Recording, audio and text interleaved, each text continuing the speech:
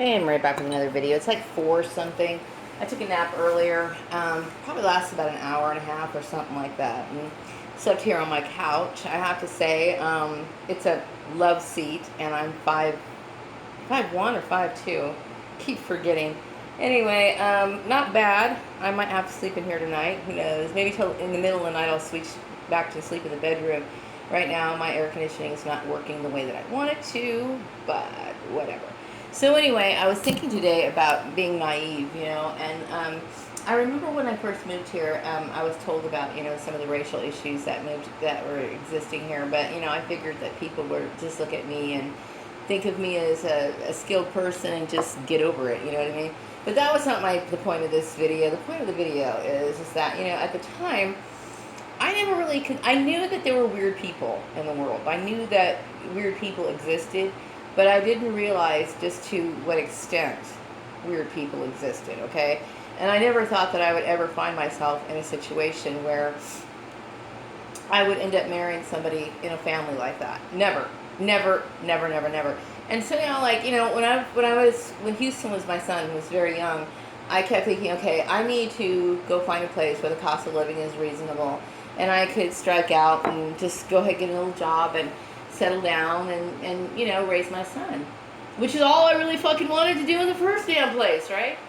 So anyway, I came here because it was close to the city that I was living in, so I could be close to my fucked up family. Haha. Anyway, so I came here, and I ended up meeting Joel. Now, I would say that Joel is a victim of circumstance, okay? He was adopted into a family that's a little weird, okay? And I'm not really holding it against him. I think he's at the age that he is in now, he's old enough to make his own decisions, especially if he understands the situation that he's in. But, I took his mother's word at face value, And yeah, I mean, I lied to her son or whatever, but, I believed her. I really did. I think a lot of times when people say that they're Christian and they live in fairly nice houses or whatever, you kind of let your guard down. You don't think about them being shady. You don't think about them being the opposite. Now, I'm not saying that she's a complete total piece of trash. I don't know her that well, okay? But I do know that she's a little weird, and that family's weird, and I don't want anything to do with them. But I will say this, that,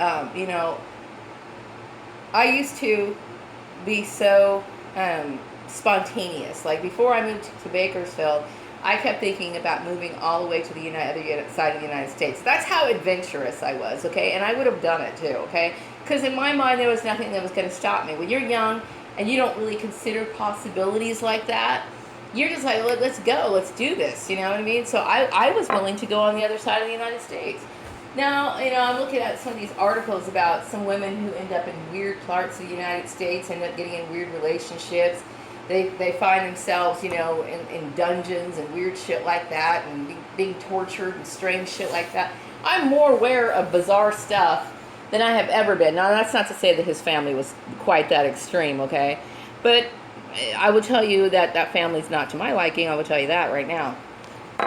So I was naive, you know what I mean? I was a child. I wouldn't even say I was a child, because I met him when I was in my 30s, but still naive enough to think that, because apparently, his mother was married to a man who owned a business out here, and I saw pictures of them, and they looked very sweet and charming, and, you get sucked up into that, I don't know, the black and white pictures and some of the color pictures, and the, I don't know what they call it, keeping up with the Joneses type look that they displayed it in the photographs. So I didn't really think much of it. But now that I'm older, I'm like, damn, So, the big scandal here in town, okay? The big scandal is that they want to take it out on me because I lied to my husband, okay? Which is really stupid. Because when I think of the scandal on their end, I think it's, what do you call it?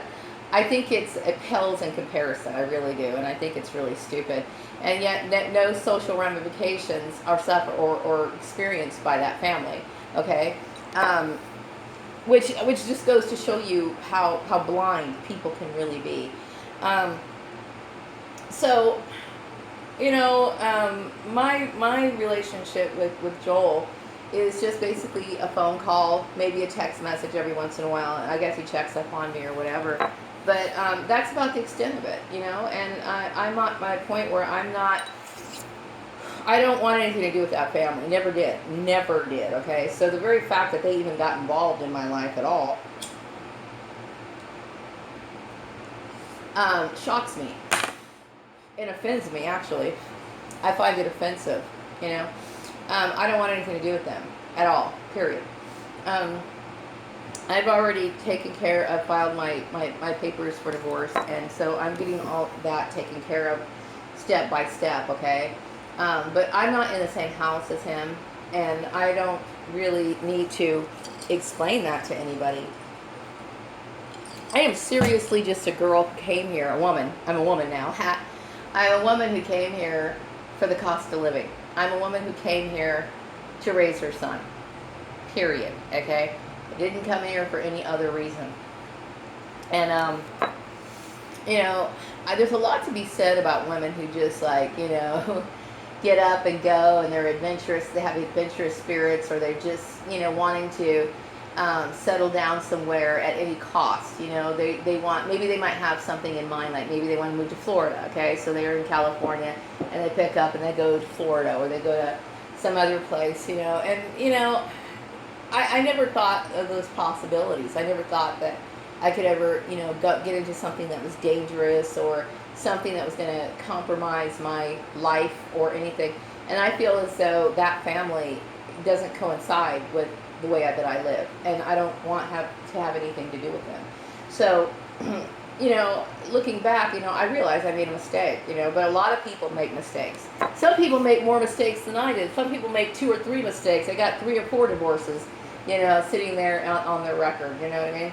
I think that my mistake was minor, really, considering. But I just think it's really stupid. I think people were using that.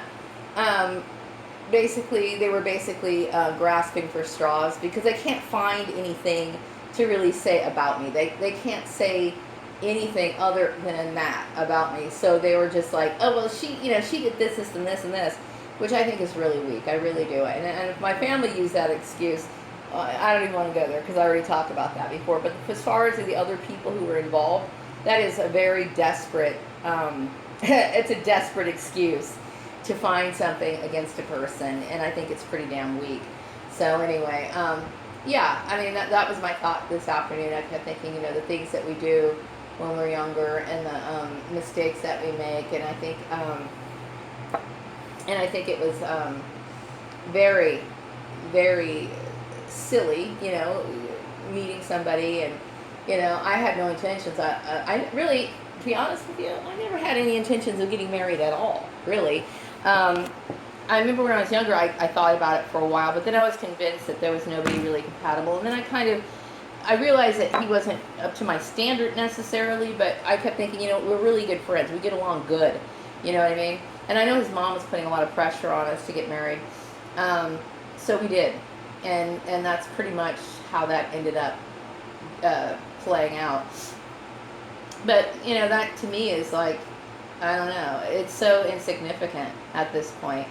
But, you'd be surprised how hateful people will use something like that when they just have pure hatred in their heart, and they're using something. They want to use something because they want to justify their hatred, is what they want to do. There are men in this town, and other places as well, that, they've gone out and they've impregnated women. They don't pay a dime in child support, which to me is like the lowest thing you could ever goddamn do. They have low morals, low standards. They might be, dealing drugs. They might be doing all kinds of things. And, I'm not judging people necessarily, but it's like, but then to point the finger at me like I'm some criminal. That's not even against the law. Like, you know, lying about your race isn't against the law. It's not, okay?